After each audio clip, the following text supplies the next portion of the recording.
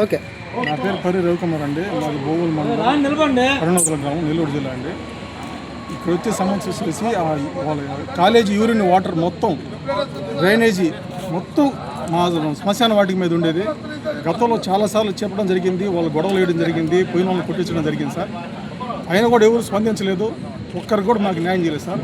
Human rights వాళ్ళు వచ్చారు, వాళ్ళు వచ్చి మొత్తం చూశారు, అంతా చూసిన సార్ పూర్తి స్థాయిలో చూడలేదు. కాలేజీల ముందు దాదాపు 2-3 గంటల నుంచి వెయిట్ చేస్తున్నాం. వాళ్ళు లోపలికి వెళ్ళినారు, అక్కడ ఏం జరుగుతుందో తెలియదు, మాకు ఏం న్యాయం జరుగుతుందో మాకు అర్థం కావట్లేదు. గతంలో శ్మశానానికి రిపేరు జంగిల్ కిల్ పేరుతోటి ఉన్న సమాధులని శ్మశానం సమాధులు మొత్తం అన్ని మట్టితో గడిచిన సమాధులు మొత్తం సదరం చేశారండి. ఒక గోరీలు సమాధులు సిమెంట్తో కట్టినవి మాత్రమే ఉన్నాయి, మట్టితో వేసిన సమాధి ఒక్కటి కూడా లేదు. సమాధులు శ్మశానం అనే గౌరవం లేకుండా, కనీసం దళితులు సమాధులు అనే గౌరవం లేకుండా ఆ మురికి నీరు వదలటం, ఆ శ్మశానాన్ని సదరం చేసి ఒక్కటి కూడా లేదు సార్. ఇప్పుడు పెద్దలు పెట్టుకోవాలంటే ఎవరు ఎక్కడుందో కూడా తెలియదు.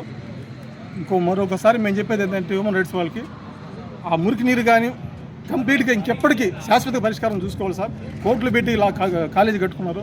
ఆ డ్రైనేజీ లోపల ఏదైనా తీసుకొని ఆ డ్రైనేజీని వాళ్ళు దీని లోపల ఏదైనా చెట్లకు కానీ ఏదైనా ఉపయోగించేటట్టు చేసుకుంటే మంచిది.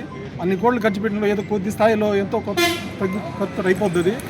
ఖచ్చితంగా చాలా జీవాలు, చాలా పశువులు చనిపోయేస్తారు డ్రైనేజీ వాటర్ తాగి. వాటికి తెలియదు కదా మంచినీళ్ళు ఏమీ లేదు, పశువులకి జీవాలకి చాలా చచ్చిపోయి.